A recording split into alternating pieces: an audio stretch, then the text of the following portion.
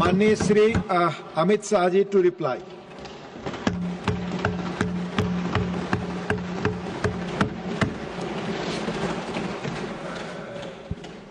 माननीय उपसभापति महोदय, मैं आज इस सदन के सामने आपदा संशोधन विधेयक 2024 को लोकसभा के समक्ष जो 2 अगस्त को पारित किया गया, प्रस्तुत किया गया और दिसंबर 2024 में पारित किया, उसको सदन के सामने लेकर उपस्थित हुआ। काफी लंबे समय से सदन में पक्ष और विपक्ष दोनों ओर के संसद सदस्यों ने काफी रचनात्मक सुझाव इस संवेदनशील विषय पर रखे। श्री नीरज डांगी जी ने इसकी शुरुआत करी और श्री डॉक्टर बोर्डे तक 24 सदस्यों ने इसके अंदर हिस्सा लेकर ये चर्चा को एक प्रकार से समृद्ध किया है। मान्यवर, आपदा प्रबंधन का जो विषय है वो संविधान की 7वीं अनुसूची के 3रे भाग में कंकरन लिस्ट की एंट्री नंबर 23 में समाहित है। एक प्रकार से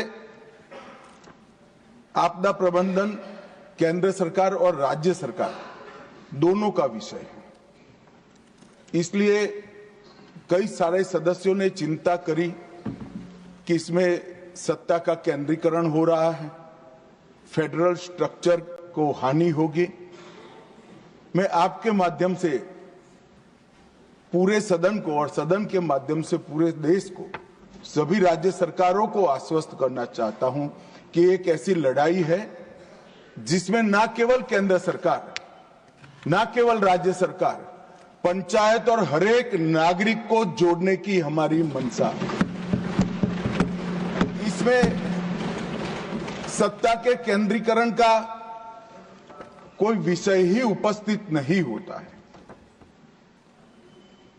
ये पूरा विधेयक अगर कोई ध्यान से पढ़ेगा तो हमारी आपदा प्रबंधन के लिए जो लड़ाई है, आपदा के खिलाफ लड़ाई है, वो लड़ाई को एक प्रकार से रिएक्टिव अप्रोच से आगे बढ़ाकर न केवल प्रोएक्टिव अप्रोच, इनोवेटिव अप्रोच और पार्टिसिपेशन करने वाले अप्रोच तक पहुंचाने का ये बिल में प्रयास है। मान्यवर, आपदा जोखिम न्यूनीकरण के लिए देश के सम्माननीय प्रधानमंत्री जी ने 10 सूत्रीय एजेंडा जो विश्व के सामने रखा है, मैं बाद में आऊंगा, मगर मुझे कहते हुए आनंद है कि विश्व के 40 से ज्यादा देशों ने इसका स्वीकार कर लिया है, इसको अपना। न केवल राज्य सरकार और स्थानीय इकाई की सहभागिता, हम समाज की सहभागिता को भी इसमें अपेक्षित रखा है। राष्ट्रीय स्तर के साथ साथ स्थानीय स्तर पर प्लानिंग की इसके अंदर गुंजाइश रखी है और संस्थाओं की शक्तियों और कर्तव्य दोनों का स्पष्टीकरण किया है। कोई भी आपदा के सामने की लड़ाई जब तक संस्थाओं को एम्पावर न करे नहीं लड़ी जा सकती है, और जब तक संस्थाओं को रिस्पॉन्सिबल ना करे तब भी नहीं लड़ी जा सकती। और ये विधेयक को कोई ध्यान से देखेगा तो दोनों करने का काम हमने इस विधेयक के अंदर किया है। मान्यवर, हम सब जानते हैं कि आपदा का सीधा रिश्ता जलवायु परिवर्तन के साथ। तो आपदा न आए ऐसी व्यवस्था करने का सबसे अच्छा तरीका तो ये है कि जलवायु परिवर्तन को हम संभाल कर रखें, ग्लोबल वार्मिंग की चिंता करें। और ये आज भारत में जो बात माननीय नरेंद्र भाई कर रहे हैं वो आज की नहीं है। हजारों वर्षों से भारत इस दिशा में आगे बढ़ रहा है। यज्ञों से प्रकृति को अक्षुण्ण रखने की बात हो या यजुर्वेद के अंदर वर्णित शांति पाठ, जिसमें शांति की जो कामना की है वो सिर्फ मानव तक नहीं रखी, पृथ्वी, जल, जड़ी बूटी, वनस्पति, पेड़ पौधे, पशु और वहां तक कि अंतरिक्ष तक की शांति की हम प्रार्थना करते हैं, क्योंकि जलवायु का संरक्षण। और ये हमारे यजुर्वेद के टाइम से, उस समय से, वेदकालीन समय से मनुष्य और प्रकृति का परस्पर संबंध को हमने स्वीकार किया है और हमारी सरकार वही परंपरा को आगे बढ़ाने का काम कर रही है। मान्यवर, आपदा प्रबंधन के बारे में भी हड़प्पन सभ्यता हो या सिंधु सभ्यता, सब जगह पुरानी नगर रचनाओं को देखते हैं तो आपदा प्रबंधन के बहुत विशिष्ट प्रयास इसके अंदर इंगित हुए मिलते। मौर्य साम्राज्य को भी पहली हाइड्रोलिक सभ्यता का अब सब लोग इसको स्वीकार करते हैं। हमारे यहां ये विचार नया नहीं है, परंतु जिस तरह से हानि हुई है वो हानि को परिपूर्ति करने के लिए परंपरागत उपायों के साथ साथ, पर्यावरण की देखरेख के साथ साथ हमने आधुनिक उपायों को, विज्ञान को और दुनिया भर की अच्छी प्रैक्टिस को अपनाने का खुला मन रखना चाहिए। ये जो मैं अमेंडमेंट लेकर आया हूं मान्यवर, वो इसी का उदाहरण है। 2005 में पहली बार आपदा प्रबंधन अधिनियम आया।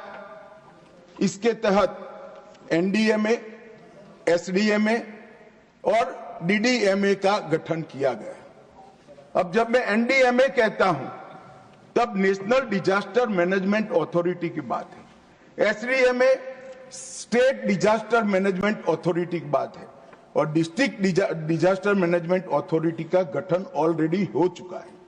अब ये चिंता व्यक्त की जा रही है कि पावर का केंद्रीकरण होगा। ये पूरे विधेयक को आप ध्यान से पढ़ोगे तो इंप्लीमेंटेशन की सबसे बड़ी जिम्मेदारी डिस्ट्रिक्ट डिजास्टर मैनेजमेंट को है, जो राज्य सरकार के अधीन है। इसलिए कहीं पर भी फेडरल स्ट्रक्चर को नुकसान करने की संभावना ही नहीं। इसके आर्थिक सहायता के लिए national disaster response fund, national disaster mitigation fund और राज्य और जिला स्तर कोई फंड की रचना भी की है। मान्यवर, जो पक्षपात का बहुत सारे लोगों ने आरोप लगाया, इसका मैं डिटेल में जवाब दूंगा, परंतु अगर पक्षपात होता है तो 2005 में यूपीए की सरकार के बनाए कानून के कारण होता है। मान्यवर, हमने उसमें कोई परिवर्तन नहीं किया है। और मैं फिर से एक बार सारे सदस्यों को कहता हूं कि वित्त आयोग ने एक वैज्ञानिक व्यवस्था की है आपदा सहाय के लिए। इससे एक काणी पाई भी कम एक भी राज्य को नरेंद्र मोदी सरकार ने नहीं दिया, बल्कि हमने ज्यादा दिया। कुछ सदस्यों ने सवाल उठाया मान्यवर कि क्यों अमेंडमेंट की क्या जरूरत है।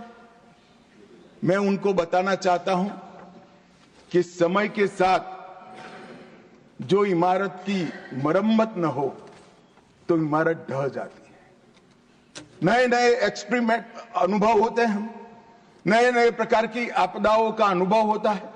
कुछ छूट गया है को दुनिया की बेस्ट प्रैक्टिसेस है, और ये सारे चीजों को समाहित कर हम कानून में बदलाव करें तो इसमें क्या आपत्ति है? कानून अगर बदलता नहीं है तो काल बाह्य हो जाता है। और मान्यवर उनको ये होगा कि शायद हम आएंगे तो बदलेंगे। भाई बहुत देर है, 15-20 साल तक किसी का नंबर नहीं लगने वाला। आप जरा भी चिंता मत करिए, जो कुछ करना है हमें ही करना है लंबे समय। मान्यवर, कोविड-19 जैसी वैश्विक आपदा, बढ़ता हुआ शहरीकरण, अनियमित होती बारिश की आपदाएं और जलवायु परिवर्तन के कारण आपदाओं का साइज और स्केल दोनों बदला है। अब अगर साइज और स्केल बदला है तो इसके निपटने के तरीके भी हमने बदलने पड़ेंगे, इसको निपटने की व्यवस्थाएं भी बदलनी पड़ेगी, और इसको निपटने के लिए संस्था को हमने जवाबदेह भी बनाना पड़ेगा और शक्तियां भी देनी पड़ेगी। केवल इतने उद्देश्य मात्र से ही इसके प्रभावशाली और समग्र समाधान के लिए ही ये बिल लेकर मैं आज सदन के सामने मान्यवर उपस्थित हुआ हूं। मान्यवर, स्टेक होल्डर्स को हमने पहले से ही अप्रोच किया है। केंद्र सरकार के सभी मंत्रालय, सभी राज्य सरकार और यूटी, अंतर्राष्ट्रीय संगठनों के भी सुझाव लिए हैं, और राष्ट्रीय और अंतर्राष्ट्रीय गैर सरकारी संगठनों के भी सुझाव लिए हैं। और मैं यहां ये बताना चाहता हूं, हमें मिले हुए सुझावों में से 89% सुझावों को एक्सेप्ट कर एक समग्रता से ये बिल बना। मान्यवर, यहां राज्य सरकार का अपनी पार्टी का प्रतिनिधित्व करना कोई नई बात नहीं है, बुरी बात भी नहीं है, करना ही चाहिए। मगर कम से कम विरोध करते वक्त कहीं ये मेरी राज्य सरकार का सजेशन है या नहीं है, इतना तो देख लेते।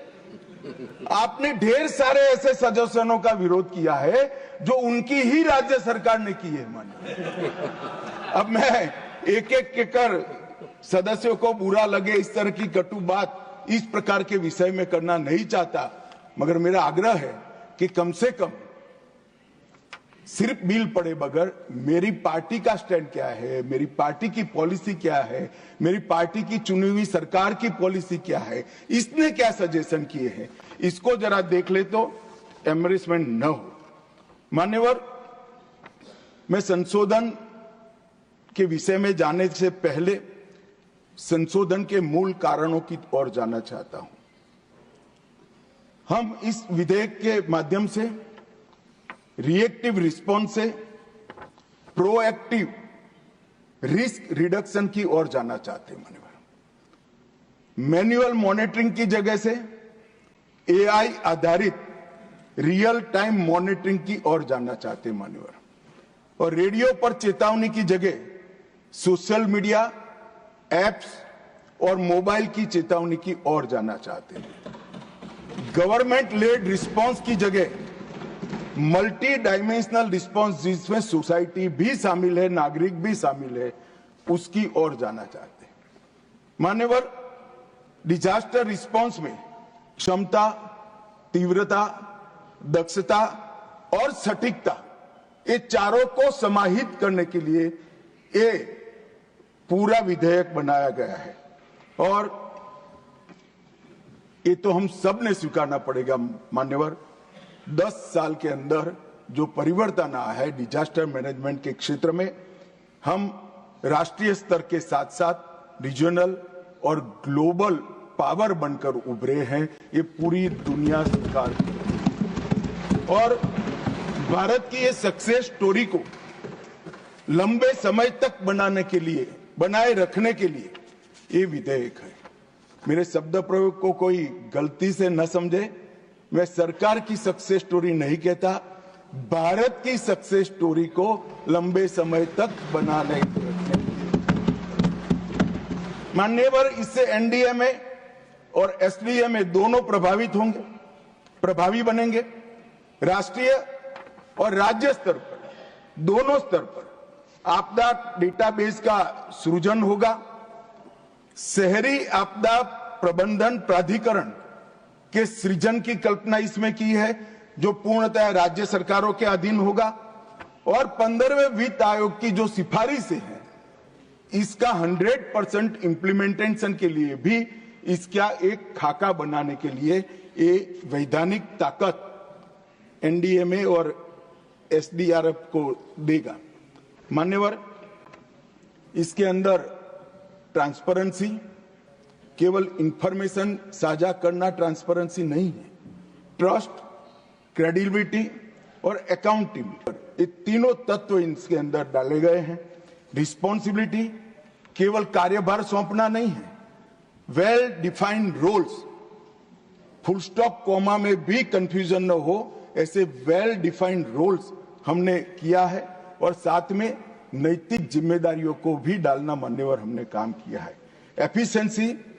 एफिशिएंसी का मतलब पुराने विधेयक में केवल गतिशीलता था, हमने संसाधनों का सर्वोत्तम उपयोग, इसके लिए भी रिस्पॉन्सिबिलिटी फिक्स की। और सिनर्जी का मतलब केवल टीम वर्क नहीं है, हमारी तैयारी, सुप्रबंधन, समन्वय तीनों कर सिनर्जी के साथ ये आपदा के खिलाफ लड़ने का इसके अंदर एक प्रयास किया गया है। तो ये 4 पिलर्स केवल शब्द नहीं है।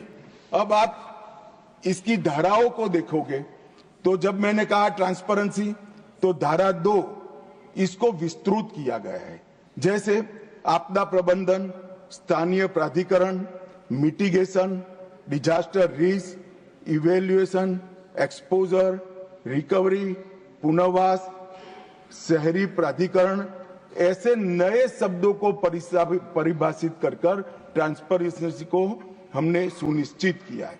और धारा 13 गैर आवश्यक प्रावधानों को भी हटाने का काम ट्रांसपेरेंसी के लिए भी हुआ है।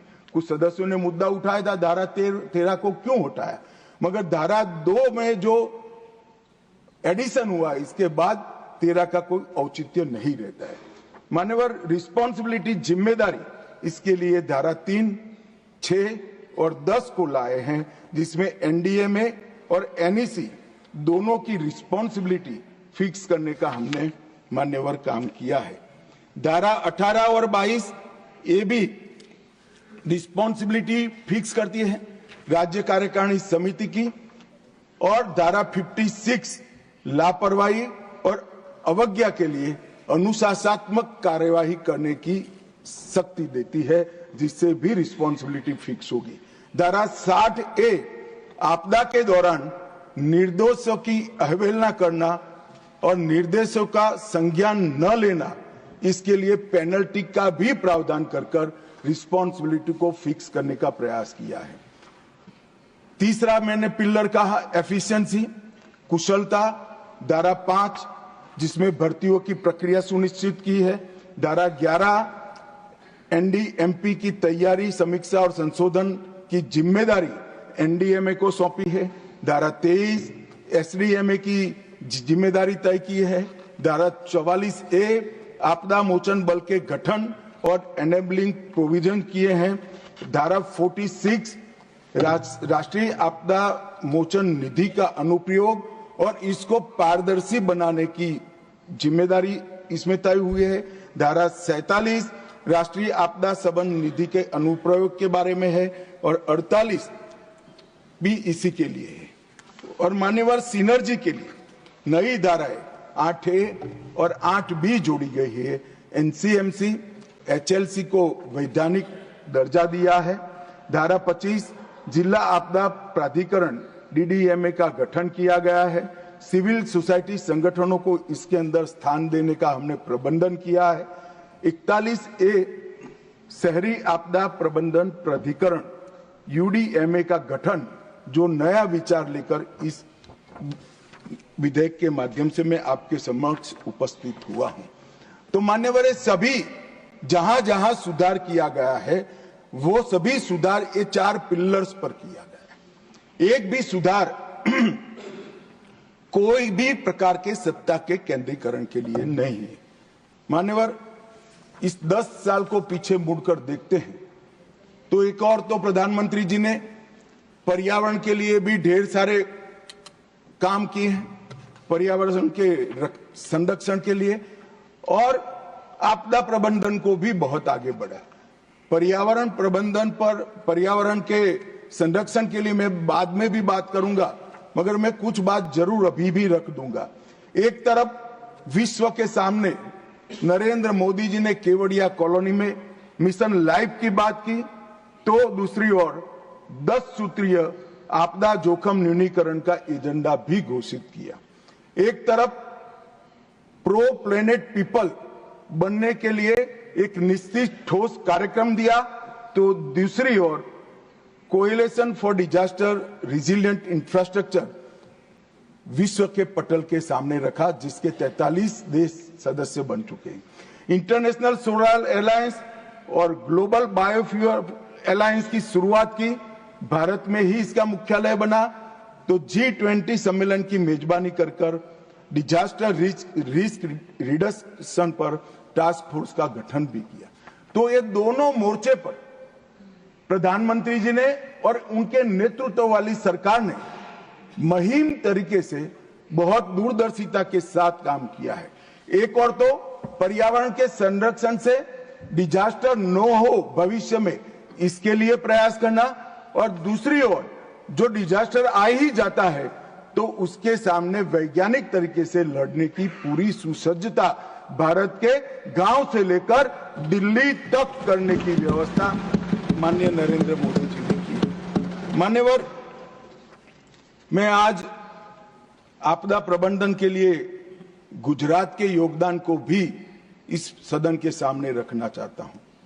2001 में भुज में आई विनाशकारी भूकंप की घटना ने न केवल गुजरात, पूरे देश और विश्व को झंझोड़ कर रख दिया। इतना बड़ा भूकंप भारत के इतिहास में, इतिहास की जो स्मृति है उसमें कभी देखा नहीं गया। मानव इसने झंझोड़ कर रख दिया। और उसमें हमने गुजरात में जब प्रधानमंत्री वहां मुख्यमंत्री थे, तब भारत में पहली बार क्लाइमेट चेंज डिपार्टमेंट की स्थापना गुजरात के मुख्यमंत्री नरेंद्र मोदी ने। गुजरात में जलवायु परिवर्तन कोष बनाया और 2003 में गुजरात में राज्य आपदा प्रबंधन अधिनियम लाया। मैं स्वीकार करता हूं 2005 में यूपीए सरकार लाई, मगर जो लाए इसका स्वागत हो भाई। 2003 में सबसे पहले देश में लाने का काम इस देश के प्रधानमंत्री, जब तत्कालीन मुख्यमंत्री थे, तब नरेंद्र मोदी।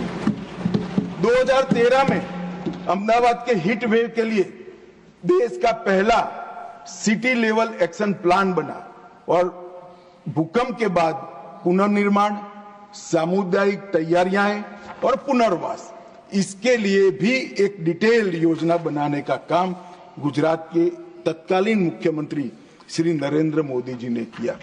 मान्यवर, यहां पर जब मोदी जी प्रधानमंत्री बने, राहत केंद्रीय दृष्टिकोण के जगह समग्र और एकीकृत दृष्टिकोण की शुरुआत की। रिएक्टिव की जगह प्रोएक्टिव अप्रोच लिया गया और मिनिमम कैजुअलिटी का जो लक्ष्य पहले रखा जाता था, इसकी जगह जीरो कैजुअलिटी का लक्ष्य रखकर आपदा प्रबंधन करने की शुरुआत। मान्यवर, आज सरकारें केवल आपदा के बाद राहत और बचाव कार्य को ही ध्यान नहीं रखती, प्री डिजास्टर कई सारी तैयारियां भी करी हैं। अर्ली वार्निंग सिस्टम, यथासंभव प्रिवेंशन, मिटिगेशन, टाइमली प्रिपेयर्डनेस और डिजास्टर रिस्क रिडक्शन, ये सारे क्षेत्रों में हमने बहुत अच्छा काम किया है। और इसका ही परिणाम है कि 1999 में जब ओडिशा सुपर साइक्लोन आया, तब 10,000 लोग मारे गए थे। 19 में चक्रवात फानी आया, तब केवल एक ही व्यक्ति की मृत्यु हुई है। और मान्यवर, 2023 में गुजरात में विपर विजय तूफान आया, तब एक भी व्यक्ति, एक भी पशु की मृत्यु नहीं हुई है। जीरो कैजुअलिटी का लक्ष्य 2023 में सिद्ध कर लिया।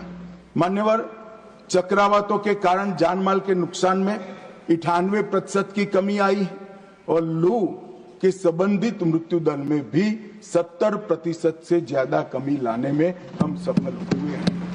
मान्यवर, ये आर्थिक सहायता की बात करते थे, राज्यवार में जवाब देने जाऊंगा, मेरे पास सभी जवाब है, मगर राज्यवार देने जाऊंगा तो मान्यवर बहुत देर होगी।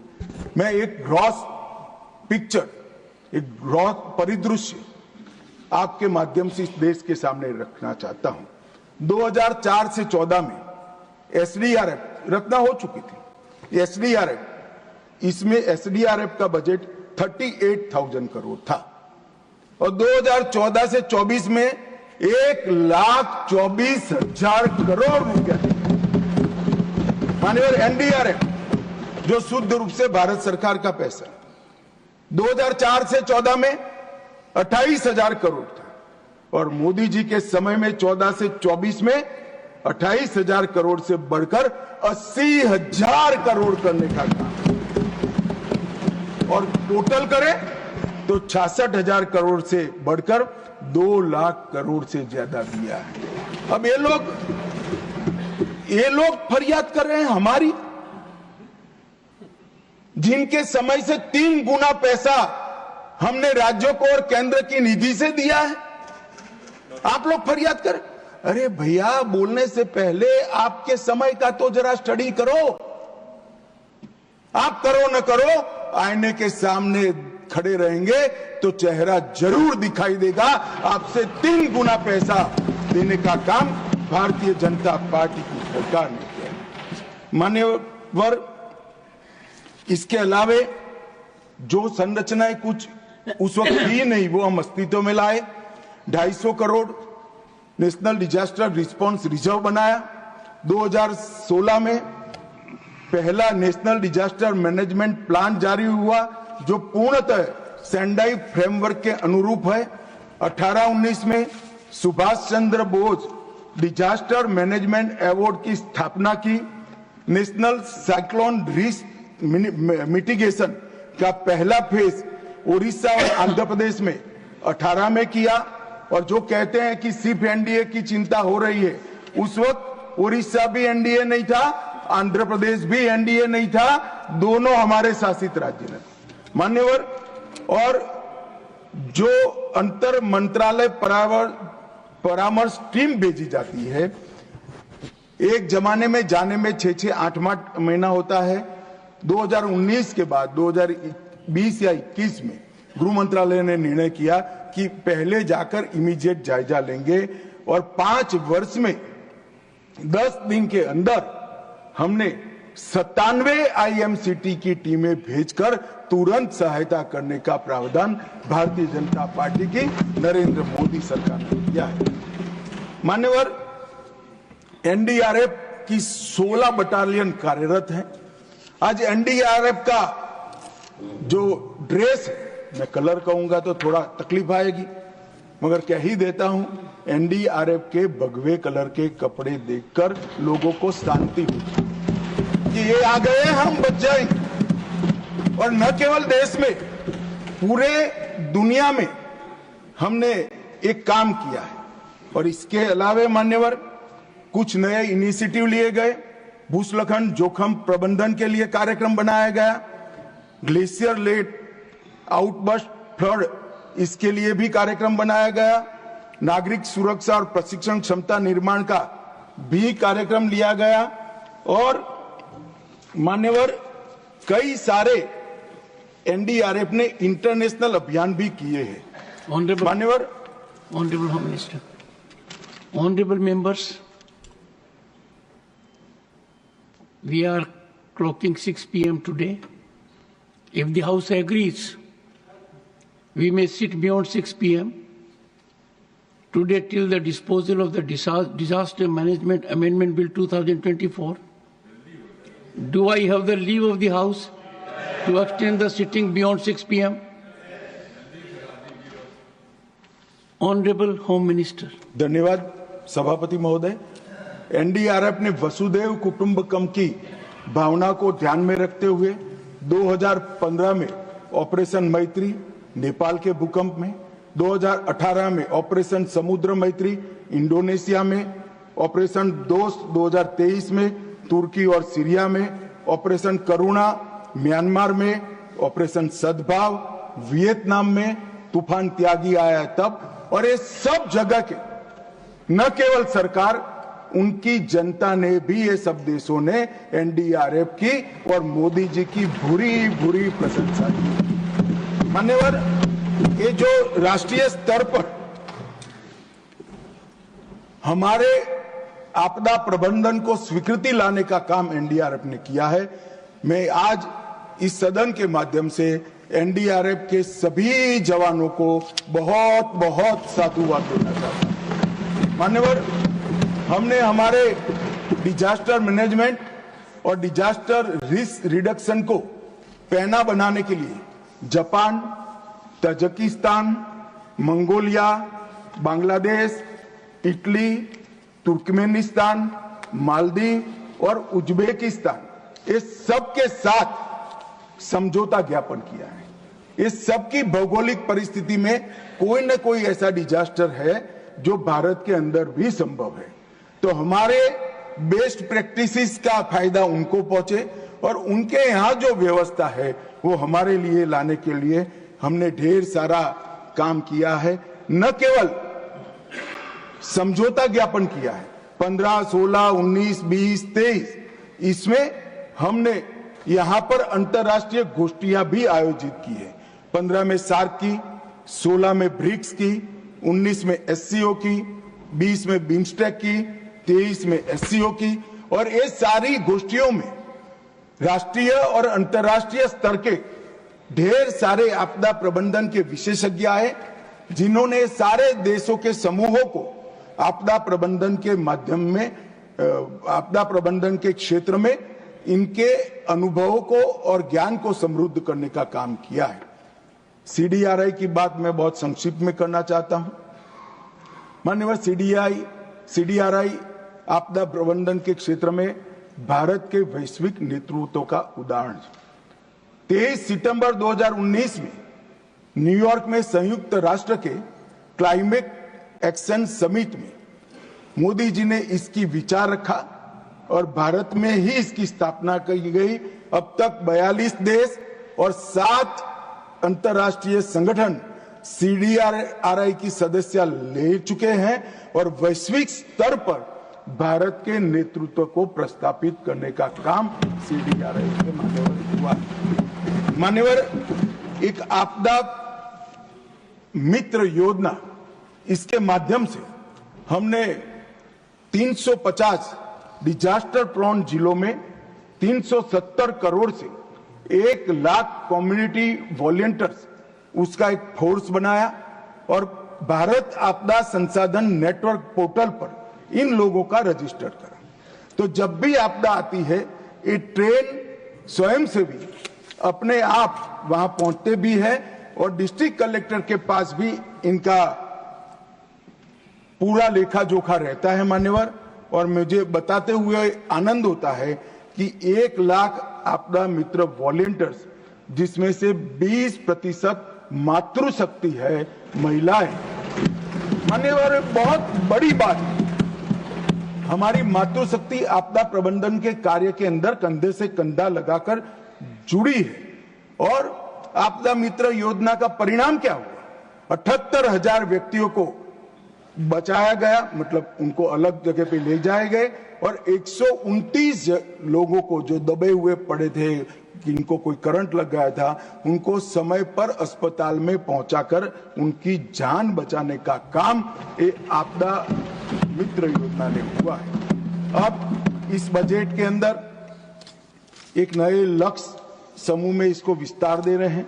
470 करोड़ से युवाओं को इसके साथ जोड़ने के लिए 1300 से ज्यादा प्रशिक्षित आपदा मित्र को मास्टर ट्रेनर के रूप में काम दिया है, जिसमें एनसीसी, एनएसएस, नेहरू युवा केंद्र संगठन और भारत स्काउट एंड गाइड के लोग 2,37,000 नए आपदा मित्र को प्रशिक्षित करेंगे, जिससे कुल संख्या हो जाएगी 3,37,000 कम्युनिटी वॉलंटियर्स की संख्या, एक बहुत बड़ी फोर्स हमारे पास मान्यवर खड़ी की है। कई सारे ऐप्स बनाए हैं, कुछ सदस्यों ने जिक्र किया है, फिर भी मैं बता देता हूं।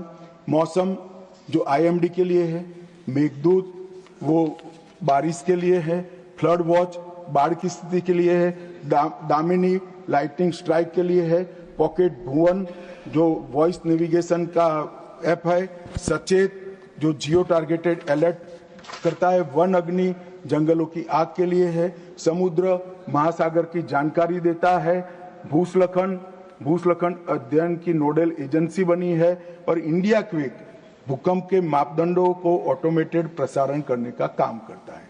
और मान्यवर ये सारे ऐप आज मोदी जी के कारण शायद ही देश का कोई नागरिक बचा होगा जिसके पास मोबाइल नहीं होगा, तो सबके पॉकेट में सारे ऐप पहुंचाने का काम ये भारतीय जनता पार्टी की सरकार ने किया। और इससे समय पर किसान हो, मछुआरा हो, सागर के किनारे रहते हुए भाई हो, भूस्खलन की संभावना वाले क्षेत्र हो, ये सबको का खेत में काम करने वाले किसान को भी दामिनी से जब मालूम पड़ जाता है और बिजली गिरने की संभावना जब बता देते हैं तो वो अपनी जान बचा सकते हैं।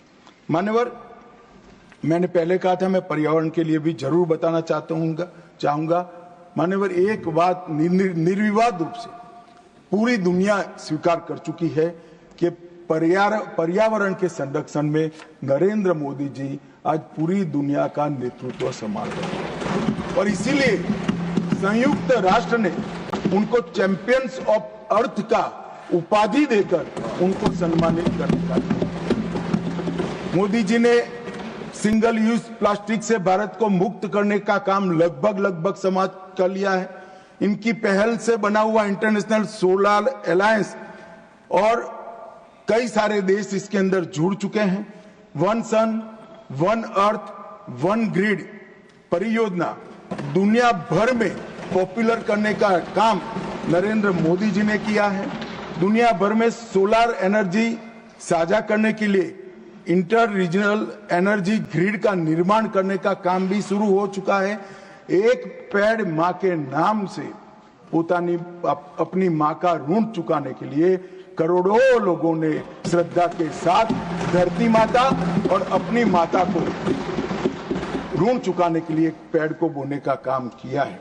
मान्यवर, एनर्जी की मैं बात करूं तो 2070 तक नेट जीरो कार्बन एमिशन ये लक्ष्य भारत ने रखा है।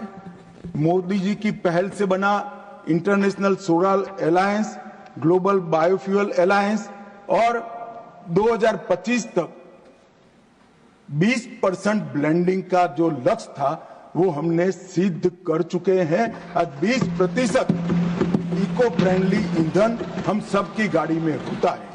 मान्यवर, 10 करोड़ उज्ज्वला गैस कनेक्शन देकर हमने कंडे और कोयले का जो धुआं जाता था उसको रोकने का काम किया है। स्वच्छता अभियान को 39% से बढ़ाकर 100% सैनिटेशन कवरेज तक पहुंचे हैं।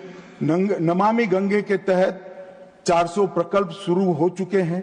सीवरेज और घाटों का ये 400 प्रकल्प में से 125 प्रकल्प का काम पूर्ण हो चुका है। पीएम प्रणाम पृथ्वी माता के पुनरुद्धार के लिए केमिकल फर्टिलाइजर का उपयोग कम करने के लिए एक बहुत बड़ी योजना लेकर आए हैं। गोवर्धन स्कीम, वो कंडों में गोबर को बदलाव करने की जगह इससे गैस बनाकर और प्राकृतिक खातर बनाकर हम धुआं भी कम कर रहे हैं और हमारी मातृभूमि का संरक्षण करने का काम भी मान्यवर कर रहे हैं। और इसके साथ साथ पीएम सूर्यघर योजना और advance automotive technology product electric vehicle, उसको भी 26,000 करोड़ का बजटीय प्रावधान किया गया है। ग्रीन हाइड्रोजन मिशन, उसने मान्यवर एक नए प्रकार की ऊर्जा पूरी दुनिया में बढ़ने का काम किया है।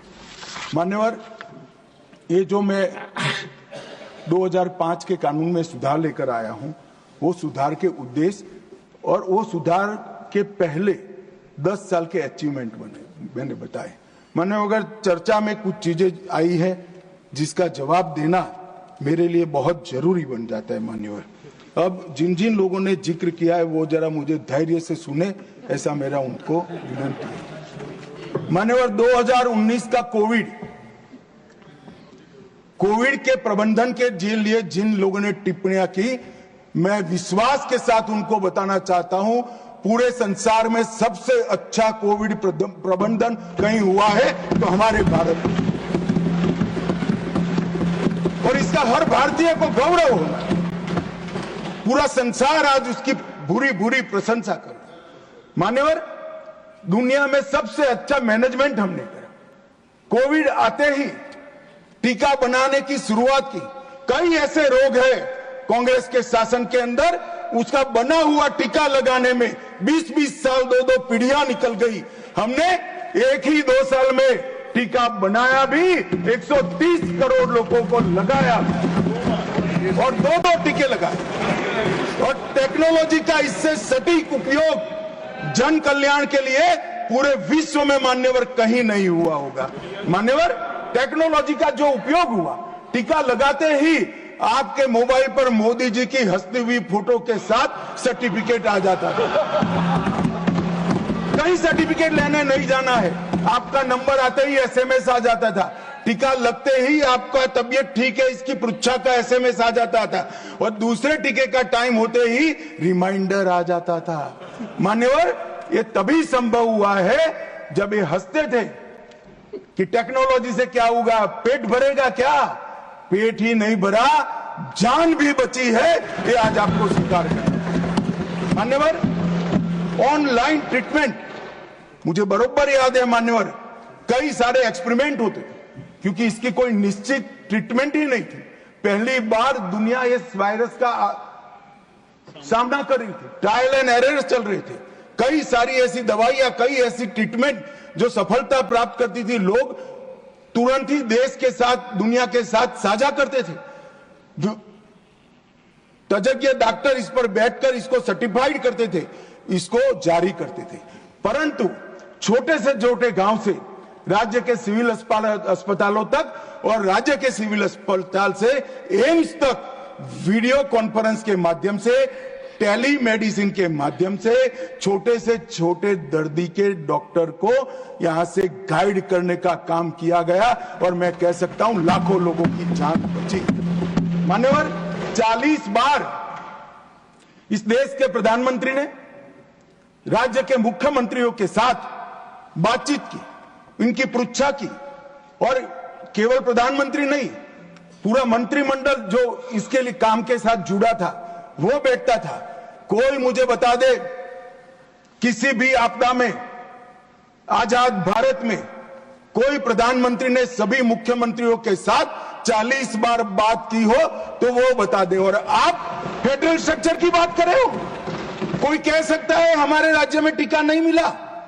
टीका तो हम सबको देते थे, लगाने में राजनीति होती थी, मोदी टीका कर कर लोगों को रोक रहे थे, और जब देखा कि ये तो अब काम में आने लगा है, चुपचाप अंधेरे में 2 टीके लगाकर घर में बैठे, ट्वीट भी नहीं किया, जनता को गुमराह कर। ऐसे आपदा के समय में मान्यवर, पूरी दुनिया में सबसे अच्छी लड़ाई हम लड़े, इसका कारण नेतृत्व है। नेतृत्व किस प्रकार से? नेतृत्व के कई प्रकार होते हैं। कोई अपने आप में विद्वान होता है, अभ्यास करता है, अच्छे भाषण कर लेता है, चुनाव जिताता है, उसको नेता मानते हैं। मगर मैं नेता मानता हूं क्योंकि हम सफल इसलिए हुए कि पूरी दुनिया में सरकारें कोविड-19 के खिलाफ लड़ रही थी। हमारे यहां केंद्र सरकार, राज्य सरकार और 130 करोड़ की जनता सभी लड़ रहे हैं। इसका नाम नेतृत्व।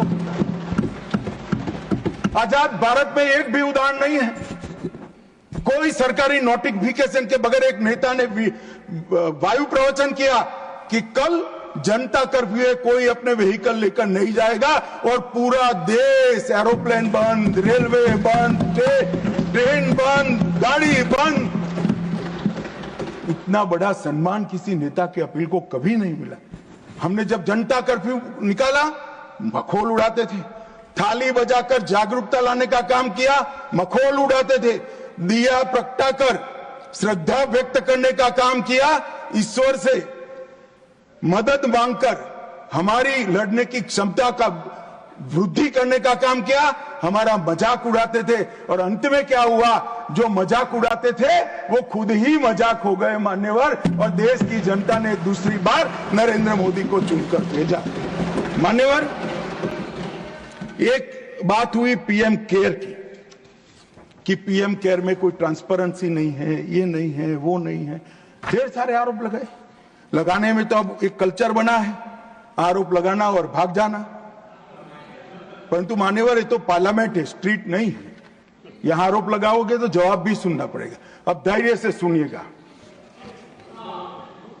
प्रधानमंत्री राष्ट्रीय राहत कोष कांग्रेस के शासन में बना मान्यवर, और पीएम केयर्स नरेंद्र मोदी जी के शासन में बना, एनडीए के शासन में बना। कांग्रेस के शासन में एक परिवार का ही नियंत्रण होता था मान्यवर। इसके अंदर कांग्रेस के अध्यक्ष सदस्य होते थे मान्यवर। कांग्रेस के अध्यक्ष सरकारी फंड में कांग्रेस के अध्यक्ष रहते। क्या जवाब दोगे देश की जनता को? ऐसा मानते कोई पढ़ता नहीं है, देखता नहीं है? हमारे यहां प्रधानमंत्री जी, रक्षा मंत्री, गृह मंत्री, वित्त मंत्री है, पदेन है। कल अगर हम नहीं रहेंगे, ऐसा होने वाला नहीं है, मगर नहीं रहेंगे तो आप अगर बैठोगे। हमने भारतीय जनता पार्टी के अध्यक्ष श्रीमान नड्डा को नहीं रखा है, हमने पदेन व्यवस्था की। अब सुनिए आप। अरे काफी कुछ है सुनने के लिए, बैठिए। मान्यवर, कोई पारदर्शिता नहीं थी। आप बैठिए ना, आप बैठिए। Nothing will go on record. He's not yielding. No. Honorable Home Minister. मान्यवर, Not yielding. Honorable एक सेकंड, Home एक Minister second. is not yielding. हाँ, मुझे सुनिए ना। मान्यवर, मैं गलत हूं तो कल लिखित रूप में आपको दे दूंगा, नहीं तो ऑथेंटिक कर लूंगा। आप चिंता मत करिए। He is not yielding. मान्यवर, ये जवाब बीच में देने की प्रथा है हमारी क्या? He is not yielding. Nothing will go on record. He is not yielding. No, he is not yielding. मान्यवर, वो बोल रहे थे, मैं कुछ नहीं बोला। उनको लगा कि बैठा बैठा सुन रहा है, ठीक ही है। ऐसा नहीं होता है भाई। मान्यवर, ये फंड का उपयोग क्या हुआ? प्रधानमंत्री राहत कोष के फंड में से राजीव गांधी फाउंडेशन को फंड दिया गया। अबे राजीव गांधी फाउंडेशन कौन चलाता है? कांग्रेस की अध्यक्ष और उनका परिवार चलाता है मान्यवर, तत्कालीन कांग्रेस की अध्यक्ष। मान्यवर, फंड का ट्रांसपेरेंट उपयोग है। हमने क्या किया? कोरोना महामारी, आपदा राहत, ऑक्सीजन प्लांट, वेंटिलेटर, गरीबों को सहायता और टीकाकरण के लिए इसका खर्च करने का काम भारतीय जनता पार्टी के प्रधानमंत्री। मान्यवर, जवाबदेही, कोई स्पष्ट पारदर्शिता नहीं थी। फंड के उपयोग के लिए कोई कमिटी नहीं थी। यहां पर प्रधानमंत्री जी के प्रधान सचिव, जो ब्यूरोक्रेट होते हैं, उनकी अध्यक्षता में 5 सचिवों का कमिटी बनाया गया है। वो रेकमेंड करता है, फिर वो ट्रस्टियों के सामने आता है और तब जाकर खर्च होता है।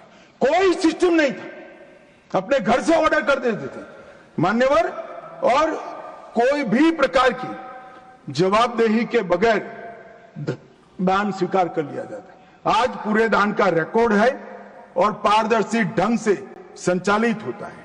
मान्यवर, हमने राहत कार्य के साथ साथ कई प्रकार के इनोवेटिव सहायता भी की है, और राजनीतिक हस्तक्षेप इसमें कोई नहीं है।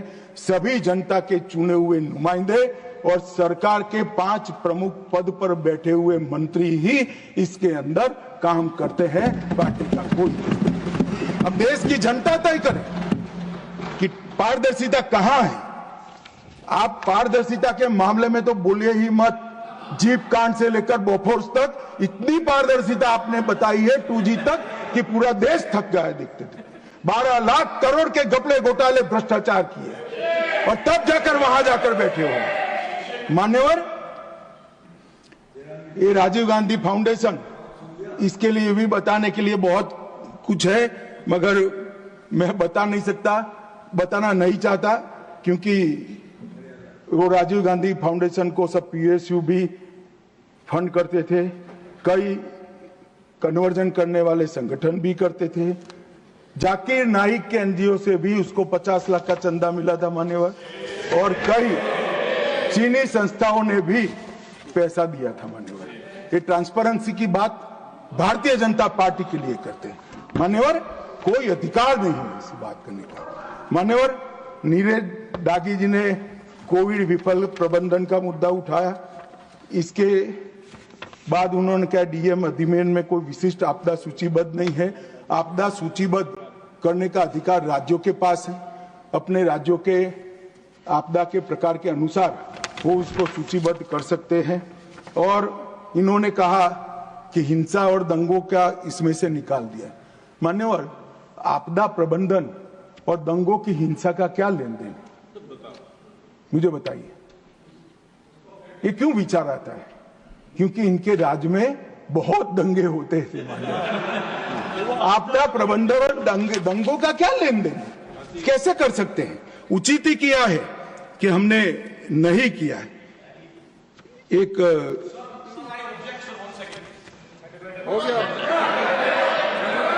मान्यवर,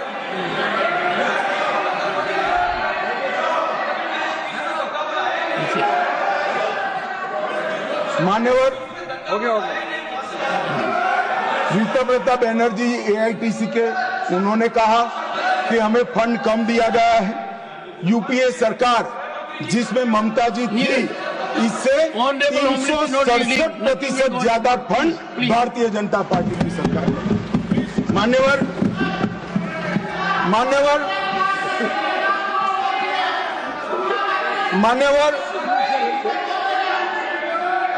अब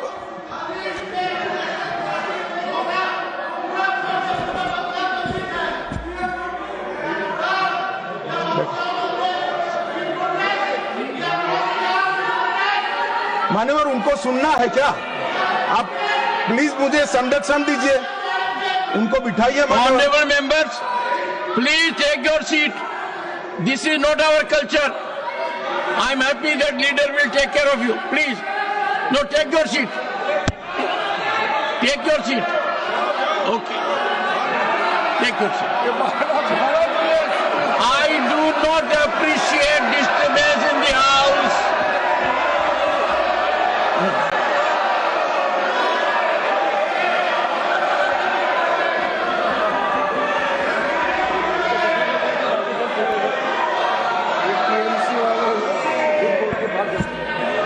मान्यवर, बंगाल में सरकार बदली, पार्टी बदली, मगर वॉकआउट करने की परंपरा नहीं बदली। कम्युनिस्ट भी करते थे, ये भी करते हैं। मान्यवर, कर्नाटक में उच्च स्तरीय समिति द्वारा 5909 करोड़ का